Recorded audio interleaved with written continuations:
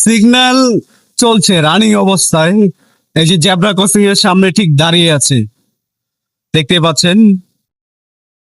গাড়ি গাড়ির মতোই চলছে, সিগন্যাল এখনো চলছে, সিগন্যাল যাচ্ছে, গাড়িও যাচ্ছে।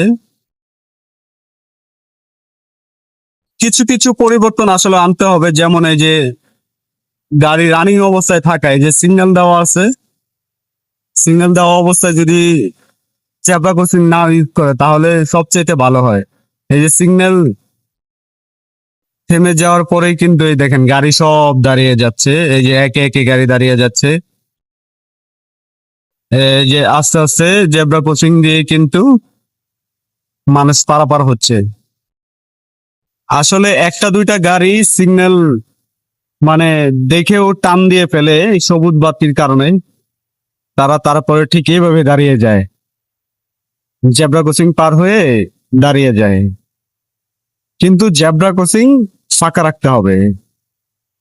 এই দেখতে পাচ্ছেন একটা বাস একদম জেব্রা ক্রসিং এর মাঝ বরাবর, মানে মাঝ থেকে একটু সামনে গিয়ে দাঁড়িয়ে গেছে। এগুলা পরিবর্তন আসলে করতে হবে, যেহেতু আস্তে আস্তে সবাই মানতেছে, এআই ডিজিটাল মামলার বিষয়ে সবাই মানতেছে, আস্তে আস্তে এগুলো চেঞ্জ হয়ে যাবে।